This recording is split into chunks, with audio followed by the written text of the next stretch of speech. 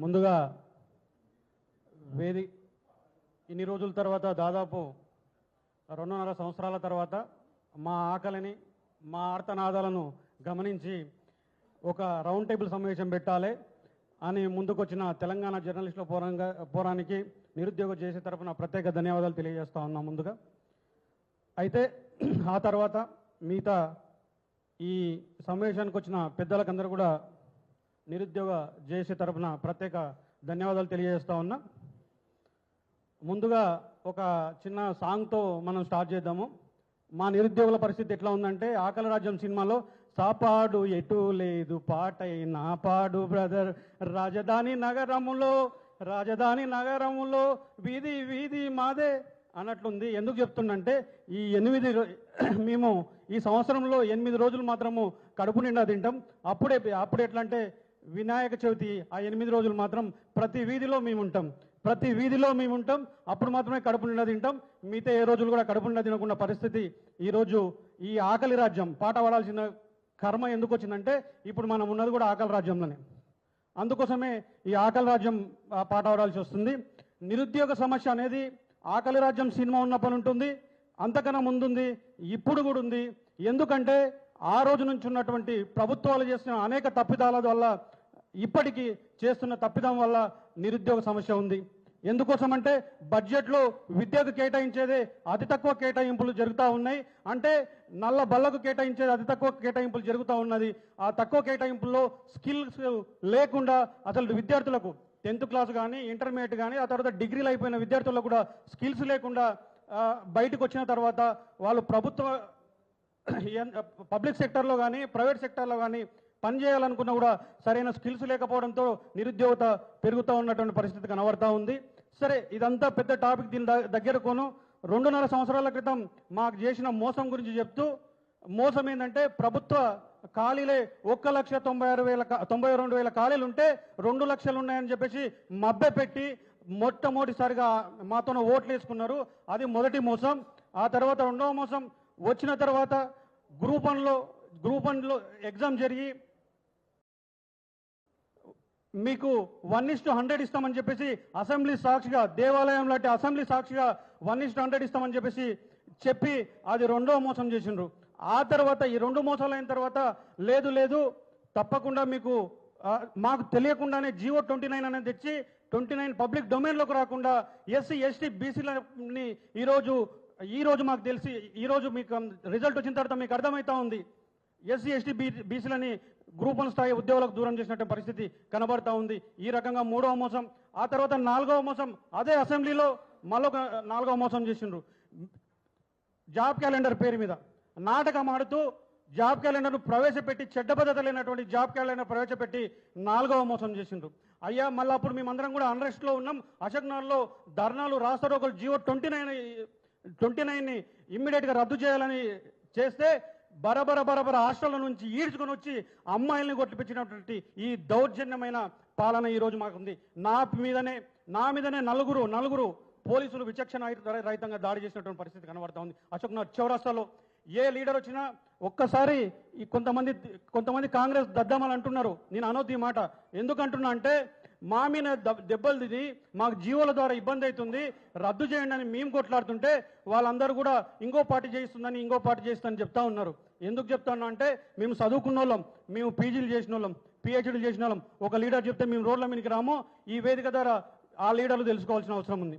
ఆ తర్వాత ఈ 5 మోసాలు అయిపోయిన తర్వాత ఇంకా 6వ మోసం, లేదు వీళ్ళంతా అన్రెస్ట్గా ఉన్నారని చెప్పేసి మరొక కొత్త జాబ్ క్యాలెండర్ని మరొకసారి నాటకం ఆడి ఈ 6వ మోసం చేసిండ్రు.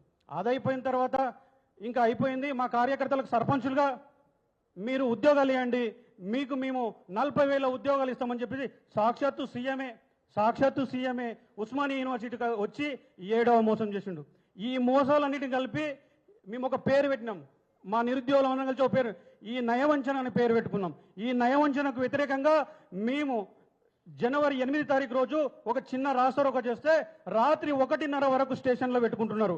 అంటే మేము రౌడీలమా? మీకు ఎందుకు చెప్తున్నా అంటే, మా బాధలు మీకు చెప్తా ఉన్నాం, అడుగడుగున వీళ్ళ మోసాలు చెప్తా ఉన్నాం. మేము యాక్చువల్లీ నేను మాట్లాడదలుచుకున్న నిరుద్యోగ సమస్య ఏంటి, దాని పర్యవసనాలు ఏంటి అని మాట్లాడదాం అనుకున్నా. కానీ అవన్నీ కూడా మీరందరూ మేధావులు తెలుసు.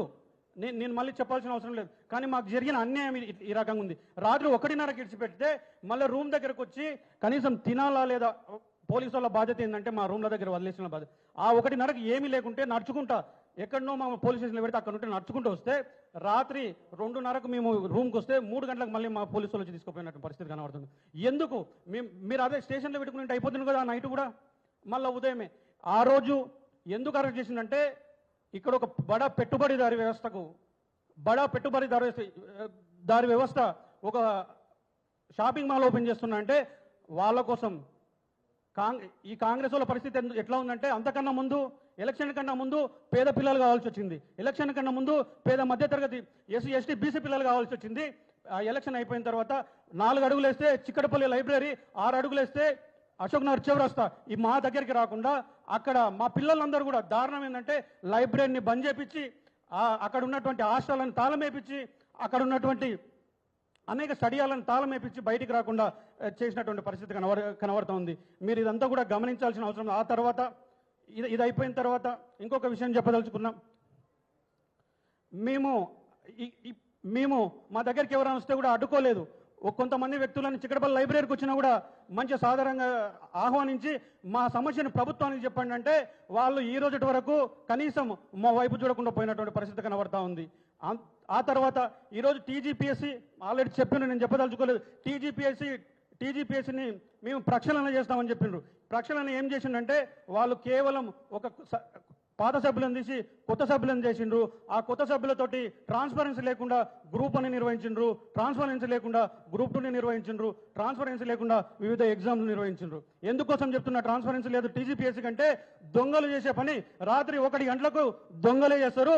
మీకు చెప్తా ఉన్న మీడియా ముఖంగా ఆ దొంగలు చేసే పని టీజీపీఎస్సీ చేసింది.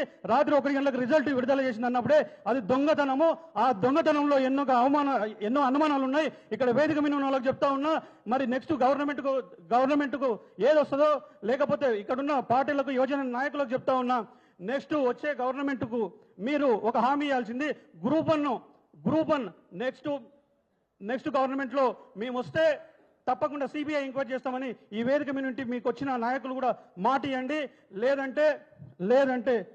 లేదంటే మీకందరు కూడా పుట్టగతులు ఉండవు.